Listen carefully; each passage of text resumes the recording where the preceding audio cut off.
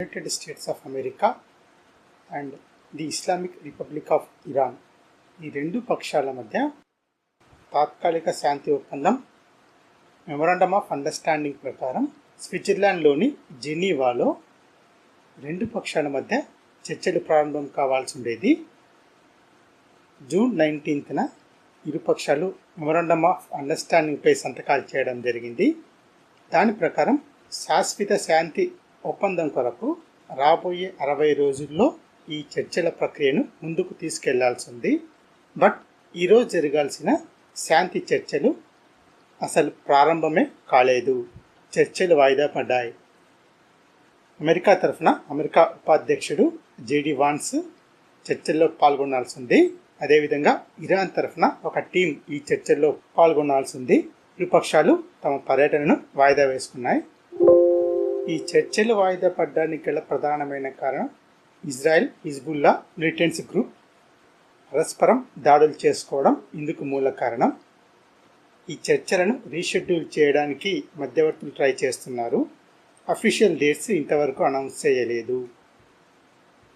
మొదటగా ఇజ్రాయెల్ లెబనాన్పై దాడి చేయడంతో లెబనాన్లో ఉండే ఇరాన్ మద్దతుదారులైన హిజ్బుల్లా ఉగ్రవాదులు ప్రతిదాడి చేయడం కారణంగా చర్చల ప్రక్రియ నిలిచిపోయింది. పరస్పర దాడుల కారణంగా లెబనాన్ ఇజ్రాయెల్లో కూడా రెండు వైపులా మరణాలు సంభవించాయి. మెమొరాండమ్ ఆఫ్ అండర్స్టాండింగ్ కుదిరిన తర్వాత కూడా ఈ రెండు దేశాలు పరస్పరం దాడులు చేసుకోవడం కారణంగా చర్చల ప్రక్రియ వాయిదా పడింది.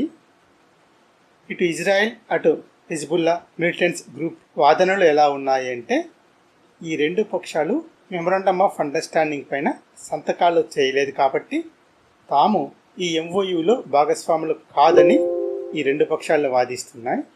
ఇక్కడ మరో ట్విస్ట్ ఏంటంటే ఇరాన్ కూడా మళ్ళీ సీన్లోకి ఎంటర్ అయి ఎంఓయూలో పేర్కొన్న ఫస్ట్ పాయింట్ ప్రకారం ఇజ్రాయెల్ ఇరాన్కు అత్యంత మిత్రదేశంగా ఉన్న లెబనాన్పై దాడులను తక్షణమే ఆపితేనే ఈ చర్చలకు ఇరాన్ వస్తుందని పట్టుపట్టడం కారణంగా చర్చలు వాయిదా పడ్డాయి. ఇరాన్ ఇప్పుడిస్తున్న కొత్త స్టేట్మెంట్ ఏంటి అంటే ఇజ్రాయెల్ లెబనాన్ పైన దాడులు ఆపకపోతే ఇరాన్ కూడా ఇజ్రాయెల్ పైన దాడులకి సిద్ధమవుతుందని స్టేట్మెంట్ ఇస్తుంది ఇరాన్. నిన్న ఈరోజు జరిగిన పరిణామాలను బట్టి చూస్తే వస్తున్న డౌట్ ఏంటి అంటే ఈ తాత్కాలిక మెమొరాండమ్ ఆఫ్ అండర్స్టాండింగ్ అసలు అమలవుతుందా లేక మళ్ళీ యుద్ధ పరిస్థితులు నెలకొంటాయా అనే డౌట్స్ ప్రపంచవ్యాప్తంగా నెలకొని ఉన్నాయి. చర్చల ప్రక్రియ ప్రారంభం కావాలి అంటే ముందు లెబనాన్పై దాడులు ఖచ్చితంగా ఆపాలి అని ఇరాన్ పట్టుబడుతుంది. తాత్కాలిక శాంతి ప్రక్రియలో భాగమైన మెమొరాండమ్ ఆఫ్ అండర్స్టాండింగ్ ప్రకారం ఈ చర్చల ప్రక్రియ రాబోయే 60 days లోపు పూర్తి కావాల్సి ఉంటుంది. అయితే అమెరికా, ఇరాన్, ఖతార్ మొదలైన దేశాల ఒత్తిడి మేరకు లెబనాన్ మరియు ఇజ్రాయెల్ దేశాలు తాత్కాలికంగా కాల్పుల విరమణ ఒప్పందానికి అంగీకరించాయి. అయితే ఈ కాల్పుల విరమణ ఒప్పందానికి ఇరుపక్షాలు ఎంతవరకు కట్టుబడి ఉంటాయో లేదో వేచి చూడాలి. ఇక్కడ మోస్ట్ ఇంపార్టెంట్ అయిన పాయింట్ ఏంటి అంటే లెబనాన్లోని ఇరాన్ మద్దతున్న హిజ్బుల్లా మిలిటెంట్స్ గ్రూప్ మరియు ఇజ్రాయెల్ తీసుకునే నిర్ణయాలే కీలకం. ప్రస్తుతానికైతే ఇరాన్, అమెరికా దేశాలు శాంతించాయి, చర్చలకు సిద్ధంగా ఉన్నాయి. అమెరికాకు గల్ఫ్ రీజియన్లో ఉండే సైనిక స్థావరాలకు భారీ నష్టం వాటిల్లింది. మరోవైపు ఇరాన్ కూడా యుద్ధంలో భారీగా నష్టపోయింది. ఇరాన్ క్యాపిటల్ అయిన టెహ్రాన్తో పాటు ముఖ్యమైన సిటీస్ అన్నీ సర్వనాశనమయ్యాయి. ఇరాన్ తిరిగి డెవలప్మెంట్ కావడానికి మరో 20 సంవత్సరాలు పట్టే అవకాశం ఉంది. తప్పనిసరి పరిస్థితుల్లో ఇరాన్, అమెరికా రెండు దేశాలు చర్చలకు అంగీకరించాయి. ఇక లెబనాన్, ఇజ్రాయెల్ దేశాల ప్రవర్తనను బట్టే శాశ్వత శాంతి ప్రక్రియ ముందుకు సాగడమా, ఏ మార్గంలో ముందుకెళ్ళాలి అనేది డిపెండ్ అయి ఉంటుంది.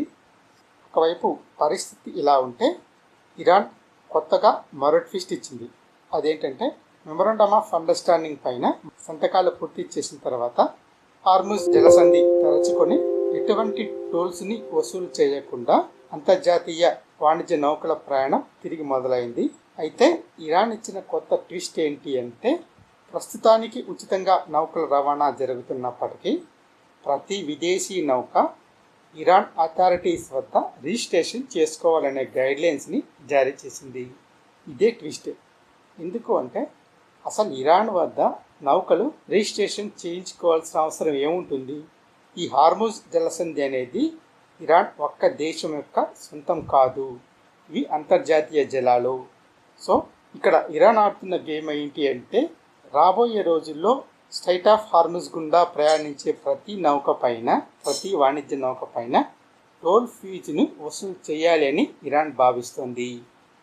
అంటే రాబోయే రోజుల్లో శాంతి ఒప్పందానికి సంబంధించి ఏదైనా వివాదం తలెత్తితే ఇరాన్ తిరిగి అమెరికాతో పాటు ప్రపంచం మొత్తాన్ని బ్లాక్మెయిల్ చేసే అవకాశం ఉంది.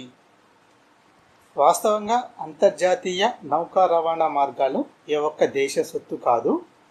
అనేక దేశాల వద్ద అంతర్జాతీయ నౌకా రవాణా మార్గాల యొక్క చోక్ పాయింట్స్ ఉన్నాయి. ఫర్ ఎగ్జాంపుల్ సూయజ్ కెనాల్ కానీ, పనామా కెనాల్ కానీ, జిబ్రాల్టర్ జలసంధి కానీ, మలక్కా జలసంధి కానీ, ఇలా అనేక షిప్పింగ్ చోక్ పాయింట్స్ అనేక ప్రాంతాల్లో ఉన్నాయన్నమాట. ఈ చోక్ పాయింట్స్ వద్ద నావల్ బ్లాకేజీ జరిగితే ప్రపంచ వాణిజ్యమే స్తంభించిపోతుంది. మన భారతదేశ నేవీ, ఇండియన్ నేవీ ప్రపంచంలో 4వ శక్తివంతమైన నేవీ. మన భారతదేశానికి మలక్కా జలసంధి అత్యంత సమీపంలో ఉంటుంది. అండమాన్ నికోబార్ దగ్గర నుండి ఇండియన్ నేవీ ఒక కనుసైగ చేస్తే చాలు చైనాకు ఊపిరాగిపోతుంది. కారణం ఏంటి అంటే, మలక్కా జలసంధి గుండా జరిగే వాణిజ్యం చైనా ఆర్థిక వ్యవస్థకు ఊపిరి లాంటిది. మన భారతదేశం కూడా చైనాను బ్లాక్మెయిల్ చేయొచ్చు అనమాట. ఒక చైనానే కాదు, ఇండోనేషియా, మలేషియా, సింగపూర్, థాయిలాండ్ మొదలైన దేశాలను కూడా బ్లాక్మెయిల్ చేసే కెపాసిటీ మన భారతదేశానికి ఉంది. కానీ మన భారతదేశం ప్రపంచానికి బాధ్యతాయుత దేశం. ఇరాన్ లాగా బ్లాక్మెయిల్ చేసే దేశం కాదు.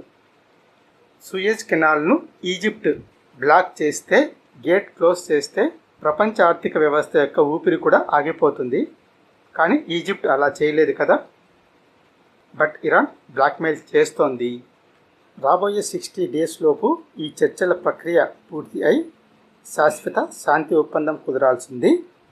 గ్లోబల్ ఎకానమీ, ప్రపంచ ఆర్థిక వ్యవస్థ గాడిలో పడాలంటే ఈ శాంతి ఒప్పందం ఖచ్చితంగా కుదరాల్సిన అవసరం ఉంది. ఇప్పటికే ఆల్రెడీ ఒకరోజు వృధా అయింది. రాబోయే 59 daysలో ఇంకా ఎన్ని ట్విస్టులు చోటు చేసుకుంటాయో వేచి చూద్దాం. రాబోయే రోజుల్లో జరిగే పరిణామాలను ఫర్దర్గా డిస్కస్ చేద్దాం. Thank you for watching this video.